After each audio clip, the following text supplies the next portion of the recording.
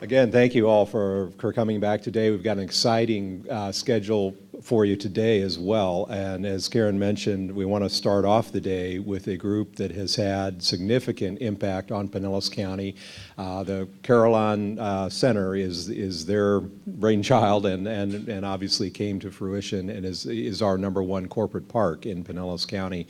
And the Echelon group is the developer of that park. And we've got two of the senior staff of that organization here today to talk a little bit about what are the barriers to redevelopment and to development in Pinellas County, in the various municipalities, and just in general in terms of redeveloping existing property. And the speakers will be Chris Eastman, who is the Chief Development Officer and Senior Vice President at Echelon. Chris is responsible for all aspects of real estate development, including site selection, market and feasibility analysis, acquisition, permitting, design and construction, property and asset management, financial analysis, and project cost control. During Chris's 24-year career, he's amassed construction and development experience, including Class A office, residential, institutional, mixed-use urban, and waterfront development of more than 8 million square feet, totaling $450 million. Chris has earned a BS in building construction from the University of West Florida and holds a current Florida general contractor's license. Our second speaker is Steve Kurcan, who is a project manager at Echelon, and Steve's career covers all aspects of major development and redevelopment projects in both the public and private sectors, exceeding $500 million in value. Prior to joining Echelon, Steve served as Vice President of Development for Grady Pridgeon Incorporated and was instrumental in obtaining the entitlements and development projects emphasizing live, work, and recreational concepts. Steve has also served as Vice President of Asset Management for Bankers Financial Corporation and as Director of Downtown Redevelopment for the City of St. Petersburg. So we'll bring you Steve and Chris. Thanks.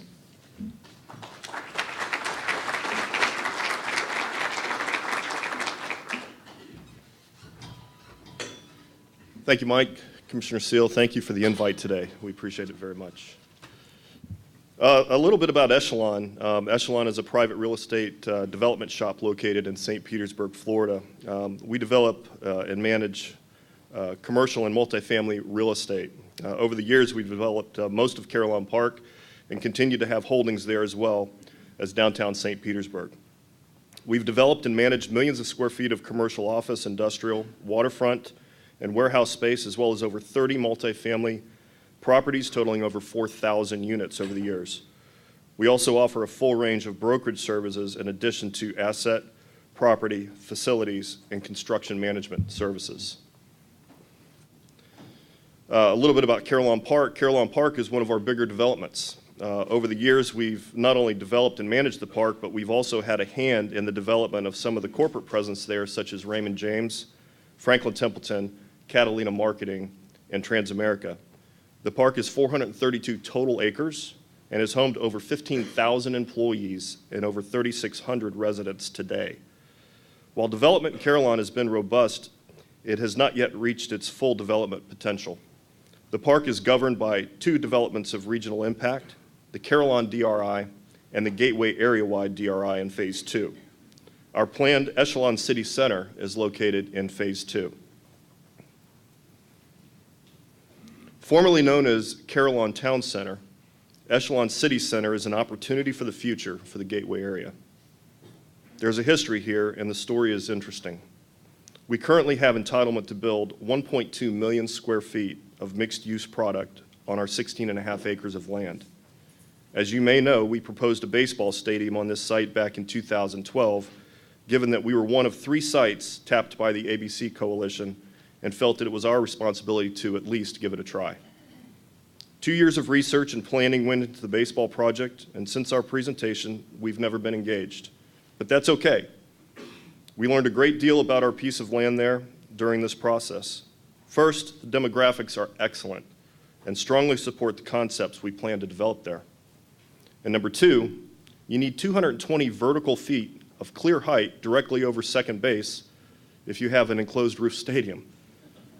The second point required us to work on the FAA for that additional height. Well, we got that approval, and that has allowed us to really rethink our development plan as to Echelon City Center. Now we've put together a new plan that includes taller buildings, smaller footprints, increased density, and more green space, which is desired in a mixed-use development. The result is Echelon City Center that will be fortified with office, retail, entertainment, multifamily, and hotel use.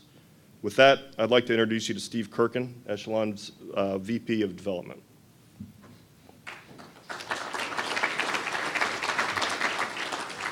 Good morning. Thank you, Chris. I've looked out over this audience, and a lot of you I know, a lot of you I've worked with, and some of you I don't. As Mike Meidel said, I had the opportunity to work with the city of St. Petersburg as the Director of Downtown Redevelopment early on in my career. And as I see Mike Van Butzel sitting back there, I can remember the days of renovation of the pier. And it's back again, isn't it? So things go around, they come around, and they just don't seem to go away. What I'd like to do is I want to talk about some of the barriers to development. I'm going to give you some of my opinions, and they are my opinions.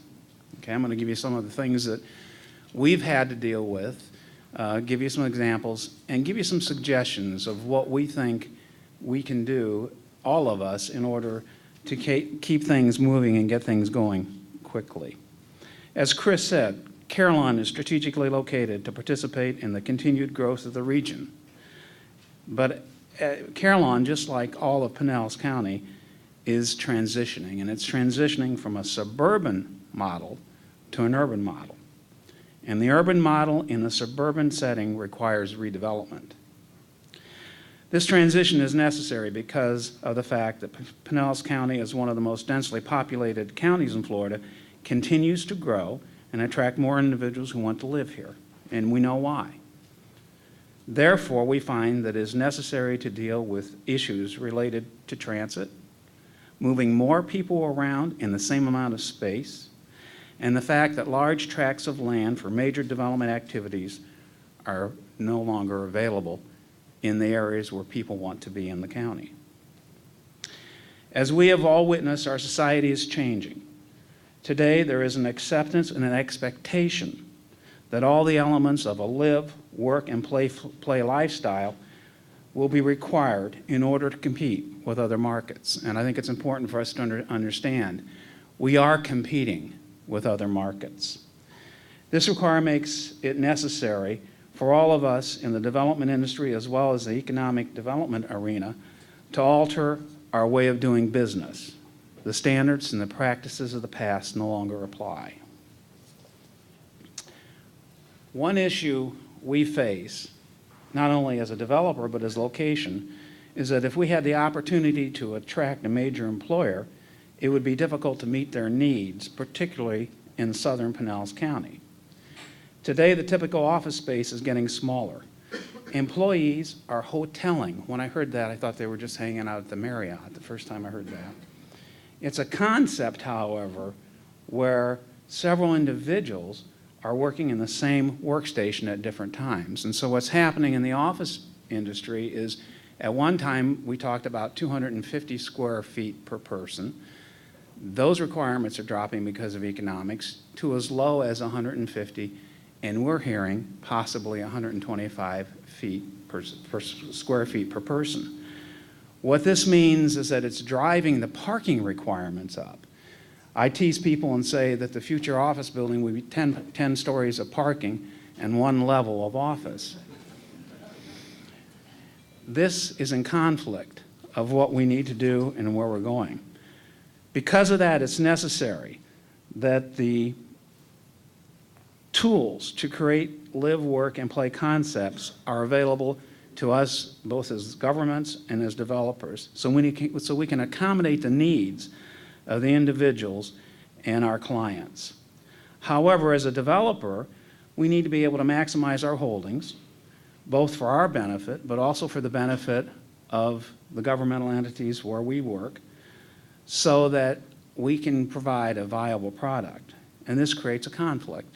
And we had this conversation when we were talking to the Pinellas County planning people, because they looked at our plan and they said, well, boy, you know, your plan has a lot of parking.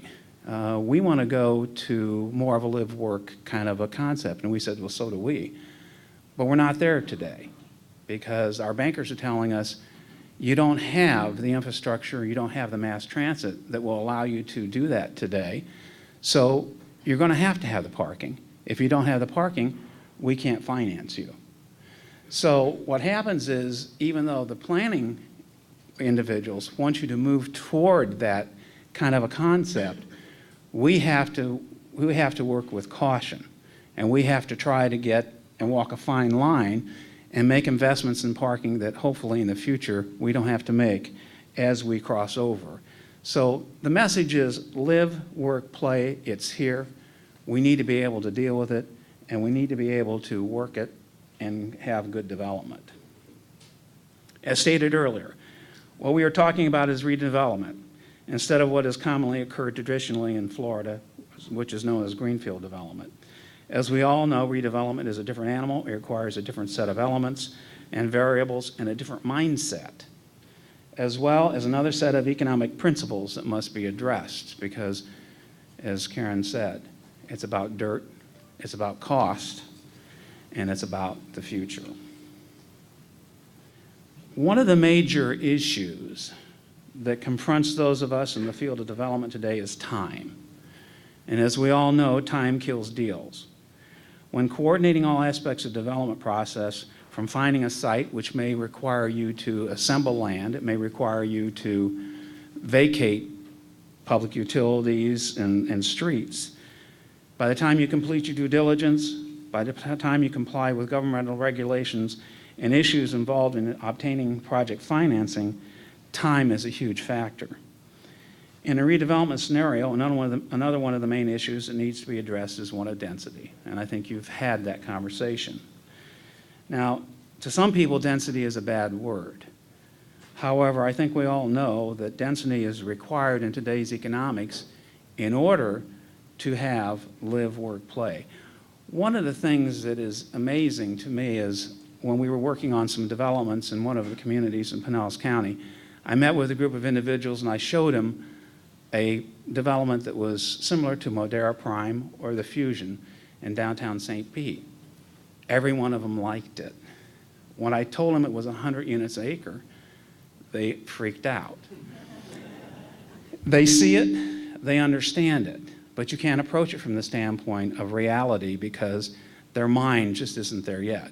So it's a situation where we as development professionals, we have to educate everybody and we have to show them exactly what it is that we're trying to accomplish. One of the best ways for a governmental body to be effective in supporting the redevelopment required to meet the demands of today's market is to provide the necessary tools needed to move the redevelopment process along. Let me give you an example. In Pinellas County, if you're going to do a zoning or a land use change, you're dealing with possibly several governmental bodies, and it could take anywhere from 6 to 12 months. We're in that process right now. We have been at it for 10 months, and we will be done in about 3 months. What happens is individuals don't really realize what you're going through in the process, because in one of the meetings, we had a citizen speak and say, I don't like this process. You know, for $1,000, these developers can come in and they can get a land use change. Well, $1,000, I wanted to jump up and say, you know, the people that were attending the meeting with me, that cost me $1,000 alone. You know, the applications cost me $6,000. What we spent on consultants was a big number. And oh, by the way, this is the first of 6 hearings I have to go through. So my point is that it's a necessary process, but to the extent that we can, we need to take a look at that process and see how we can streamline it, see how we can make it better. God forbid you have to get an approval from the Army Corps of Engineers. I was working on a piece of property about 4 miles from the bay. I needed to get a driveway across a ditch. The ditch was tidal. I made my application. I was told, we'll get back with you in about 14 months. I almost had a heart attack. Swift mud. It can take 120 days to get a swift mud approval. If there's any kind of a question and you need to respond, it can take 30 days to get that response. And that can continue on for a long period of time. FAA, 6 months before they'll even get back with you. Longer if you need to have a public hearing. Much of what we do is considered brownfield development, and that requires steps that ensure that you comply with all kinds of environmental regulations. It also requires you to, in some instances, as Karen said, assemble land and do things that are not typical in greenfield development. So it becomes a puzzle requiring all of the various timelines and approvals to mesh together in a way that takes the least amount of time. Often from a developer's perspective, it seems as though when working with various governmental agencies, they are unaware of the impact they have on the overall process. And in some cases, are only concerned that their regulations are complied with. We were working on a particular property, and it was 100% paved, just about 95% paved. There was a building on it, so I need to be truthful. But after we redeveloped it, the plan that we had, the property was going to be 60% paved. So we took all of our calculations in, we sat down with SwiftMud, and SwiftMud did what they do, and they came back at us and they said, this is so much better than what we have today. You're getting an exemption from our regulations. The water treatment is so much better. So we went back to the local government. They said, no. You got to follow SwiftMud regulations. $350,000 was spent and added to the cost of the project. So sometimes one hand doesn't know what the other hand's doing, and that needs to change. But rather than complain and point fingers, let us give you some suggestions that make some sense from our perspective. Something that every governmental organization can do to at least make sure that they have an understanding of the impact they have on the development process. In my opinion, you need to have someone on staff that understands all of the governmental requirements for a development project, not just their own. They need to understand all of the process that a developer has to go through, including other kinds of governmental entities. If possible, these government officials, in my opinion, should have experience in both the public and private sectors. It is helpful to know how to move a project through a governmental process and obtain an approval, but it's also important to understand what the private sector has to go through as well to get a project approved. Make sure that both staff and public officials are brought up to speed on what is occurring in the market. Things can change rapidly today, and a plan that seemed well thought out 5 or 10 years ago may not work well in today's environment. Create a timeline necessary for required approvals to occur as quickly as possible. Map out the steps so everyone understands the effort and time necessary. Then take a look at what can be done to reduce the time involved in the approval and review process. Also, what's really important is find out what others are doing. How do they process approvals? Remember that in the private sector and in the governmental sector, we're competing. So make sure all actions are relevant to the market and competitive to what others are doing. Our clients are bottom line oriented and make a decision based on cost and ease. There is always a risk that some other location will work just as well if we have too many stumbling blocks. I want to turn it back over to Chris because he wants to talk to you about once you've got your approvals, you need to get your building up and built. So we know that redevelopment is challenging. That's a fact. It's interesting that there are some municipalities that don't even have the need for redevelopment yet, but we sure do. Steve mentioned that Pinellas County is the most densely populated county in Florida, so redevelopment is required lest we become obsolete. We understand the challenges of redevelopment. It's common that land may need to be assembled, as we've mentioned. Sometimes businesses and residents need to be relocated. City rights of way may need to be vacated. Environmental site assessments are needed. Site utilities will need to be relocated. The existing zoning may not be compatible, and the surrounding community may politicize the process. Hazy historical registries with no clear-cut designation may be an issue. And the final product may be subject to strict planning and historical guidelines. These are just some of the challenges that developers like us face when tackling a redevelopment project. The items I just mentioned here are the nature of the beast, and it is what it is, as the kids say these days. But the process can be made easier by the things we can control. For example, financial incentives such as tax abatements, tax credits, and grants definitely help the process. We cannot allow the process to become so daunting that developers just decide to invest their time and capital in other areas. We need to redevelop. So once the approvals are obtained, the next hurdle is getting the project built. When dealing with the building department, especially on a redevelopment project, it is extremely helpful to deal with individuals who are flexible and up to speed on the latest techniques. Some examples are: knowledge of current construction techniques and processes is a must for both the public and the private sector. As we put more into less and the emphasis is on mixed-use concepts, another set of elements comes into play when mixing retail, office, residential, and recreational use into one development. Changing building codes must be understood. Sometimes the way the code is interpreted does not support the intent or produces results that were not intended. Sometimes a code has better applications in one part of the state than another. So a certain degree of flexibility needs to be incorporated into the review process. Policymakers need to be brought up to speed on what is happening in the construction industry so that they're comfortable with the new concepts that the private sector needs to employ.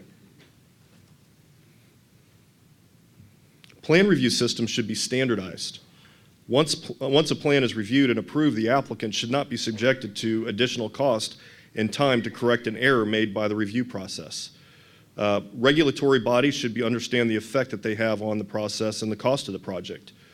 Steve mentioned the situation that we had on the ASI project. The ASI project was a redevelopment project that we did on behalf of ASI over on 94th and MLK.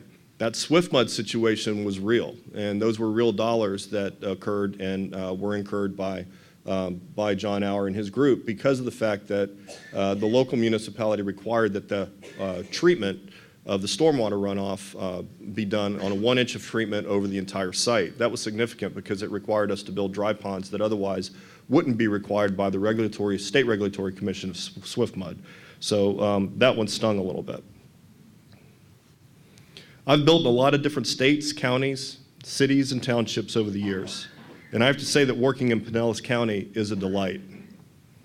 While there are processes that can be polished, no one does it better. So I thought I'd spend a quick minute on what I love about Pinellas County Building Department and Development Review Services. First of all, the website is fantastic. What a great tool for a developer to use. One thing that can be frustrating is having to search for or keep up with a fee schedule. The BDRS fee schedule is posted and up to date. The permit fee calculator is also a very nice feature. The inspection request procedure is very convenient and easy to use. And the future land use data is always updated, posted, and easily navigated. So we really appreciate that. And finally, you get the personal attention there that is so desperately needed and the flexibility which is needed as well. So thanks for your time this morning. We hope this presentation was informative, and we look forward to doing more redevelopment projects in Pinellas County. Thanks.